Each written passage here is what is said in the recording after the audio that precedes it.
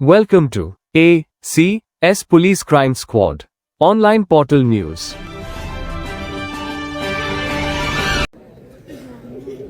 हम बहुत ज्यादा पूरी सीटें तो हम बिहार में नहीं लड़ रहे थे। चंद सीटें 6 सीटें मांगे थे कांग्रेस से 243 सीटें बिहार असेंबली में गए। मजलिस ने लिख कर दी, असद साहब, अख्तर उल ईमान साहब, हमारे बिहार के सदर ने लिख कर दिया आरजेडी और कांग्रेस को कि हमें महज 6 सीटें दे दो। तो तेजस्वी यादव ने जवाब दिया कि अगर तुम्हें भाजपा को हराना है तो मजलिस ने यहां पर इलेक्शन ही नहीं लड़ना चाहिए बिहार में। कांग्रेस ने कहा यहां असदुद्दीन ओवैसी को कौन पहचानता है, मजलिस को यहां पर वोट क्यों देंगे, वो हैदराबाद वाली पार्टी को। आपकी मम्मा इटली से आई हुई है, हमने कुछ बोले थे।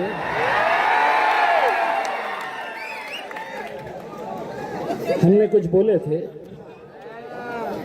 लेकिन आप हमसे कह रहे हैं कि हैदराबाद वाले यहां क्यों आए हैं करके। अब दरअसल क्या है, इनको प्यारी अच्छी जबान इनको समझ में नहीं आती है। इनको जो भाषा समझ में आती है ना, वो बार बार मेरे मुंह से सुनना चाहते हैं। अब मैं जबानी चला रहा हूं, वरना तो लातों के बूथ हाथों से नहीं मानते। तो ना मैं लात चला रहा हूं ना हाथ चला रहा हूं, लेकिन जबान चलाऊंगा,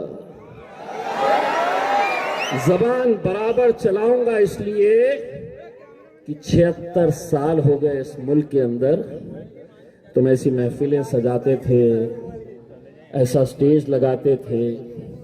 हम तो मजलिसी है जमीन पे बैठ गए, तुमको तो दूल्हे भाई की कुर्सी लगाई जाती थी।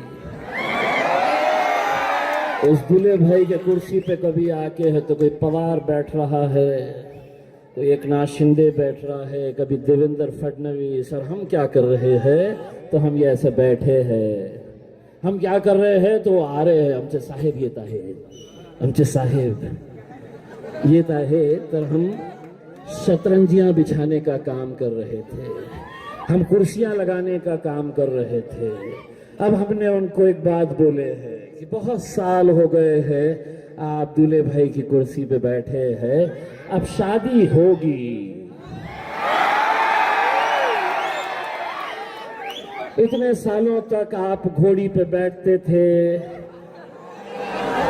हम बारातियों की तरह नाचते थे। अब नहीं चलेगा, अब शादी होगी, घोड़ी आएगी और दूल्हे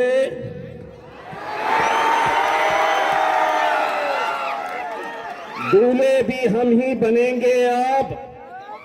और हमारी घोड़ी के सामने तुमको क्या करना है, ताता थैया, ताता थैया। प्रैक्टिस कर लो अच्छे तरीके से। 3 तारीख के दिन ये आवाम, सुनो कांग्रेसियों,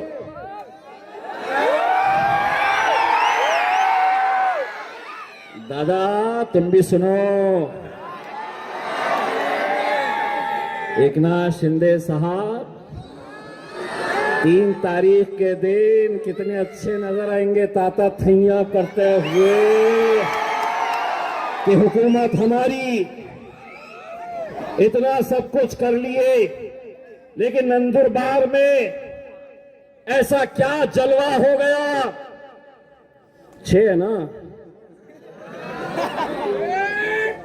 हमने 6 मांगे थे बिहार में, नहीं देते बोले। हम 5 आए और कांग्रेस को 6 पे लाके छोड़ दिया।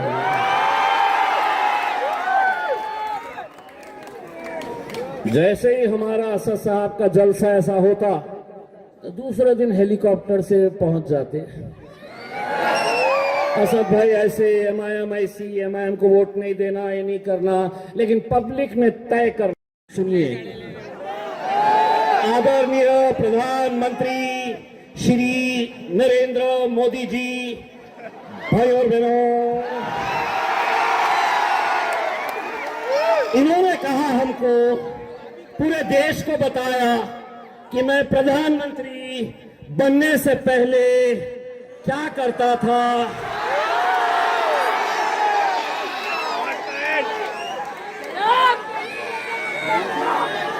मुझे पता था क्या? मुझे पता था? आप में से किसको पता था? उनके हाथ की किसी ने चाय पिए थे? उन्होंने बोले मैं चाय बेचता था। अगर उन्होंने बोले कि मैं पकोड़े बेचता था तो हम आपको पकोड़े वाला बोले होते। लेकिन अगर आप इतने फख्र से कहते हैं कि मैं चाय बेचता था, नंदुरबार में रेलवे स्टेशन है क्या? बस पुलिस वाले गौर से सुन रहे हैं, आधा मैं बोलूंगा आधा तुमने बोलना। कैमरे वाले रिकॉर्ड कर रहे हैं। एकनाथ शिंदे साहब फोन कर कर बोलेंगे एसपी साहब को कि उसने हमारे प्रधानमंत्री को बोला कि वो ये बेचते थे करके। लेकिन मैं ये बोलने आया हूं, 2029 में इलेक्शन है। अगर अल्लाह ने चाहा, नंदुरबार के स्टेशन के ऊपर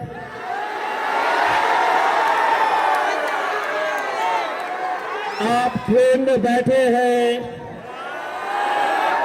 और एक शख्स खिड़की के पास आकर भाई और बहनों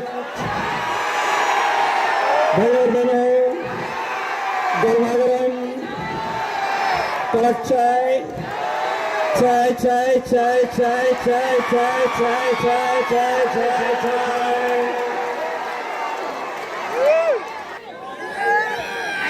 एक बात अच्छी तरह से समझ लो साहब, एक बात वो तमाम सियासी पार्टियों के लिए है जो आज तक ये ऐसी महफिलें सजाकर सिर्फ हमें बोलने का काम करते थे।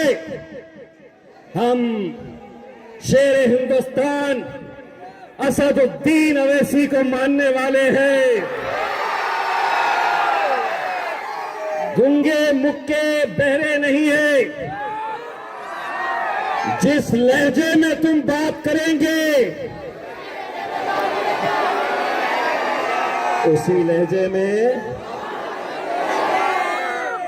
और हमारी फितरत है, हम कोई चीज रखते नहीं अपने पास सूद समेत। इसलिए अगर तुम बोलेंगे, समझ में आ गया 2 तारीख के दिन क्या करना है?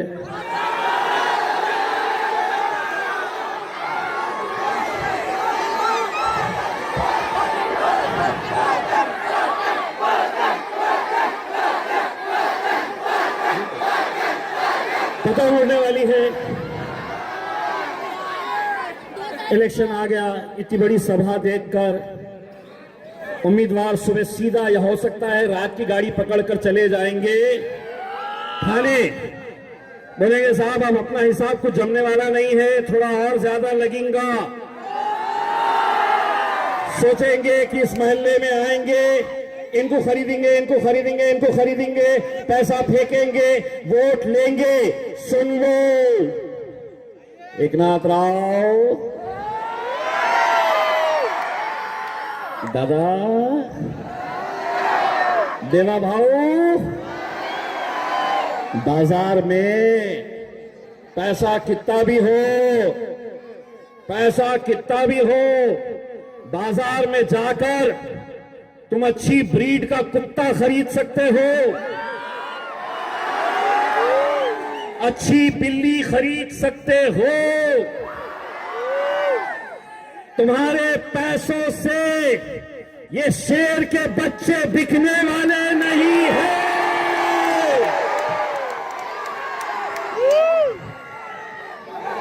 बस इतना मैं आप लोगों से इल्तिजा करता हूं मेरे भाई कि 3 तारीख के दिन जब नतीजे आए तो इम्तियाज जलील का सीना भी चौड़ा होना चाहिए, हमें भी फख्र होना चाहिए कि मजलिस के लिए हम यहां पर आपके बीच आए थे। मैं आपको एक वादा करके जा रहा हूं, अगर ये 6 की 6 सीटें आपने इंशाअल्लाह यहां से निकाले तो इंशाअल्लाह इनके जीत का जो जश्न होगा उसमें असदुद्दीन अवैसी साहब को भी लाएंगे और बाद में छोटा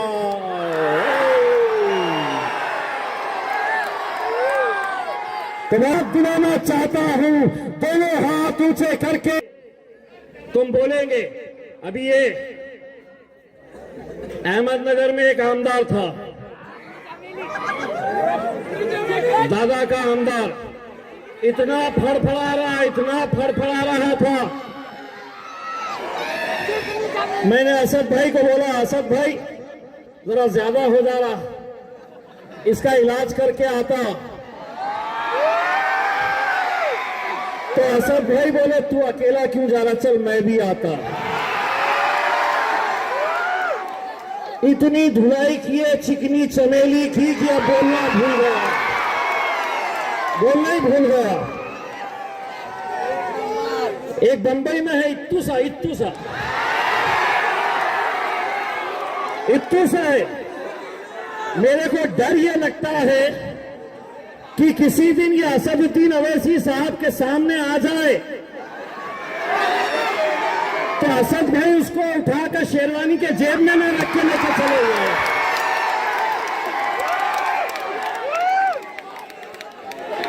हम कोई दूसरी पार्टी के मुसलमान गूंगे मुक्के नेता नहीं है। तुम पहले बोलते थे, हम सुनते थे, अब हम बोलेंगे।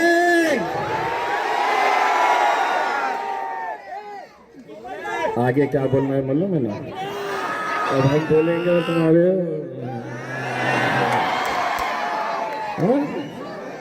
पुलिस वाले सुन रहे, तो आधा मैं आधा तुम, मीडिया वाले रिकॉर्ड करो और भेजो सबको। अब हम बोलेंगे और तुम्हारे एक ही बोलो, कोई पप्पा बोल रहे, कोई बाबा बोल रहे हैं, कोई बाप बोल रहा है, बाप बोलो बाप। अब हम बोलेंगे और तुम्हारे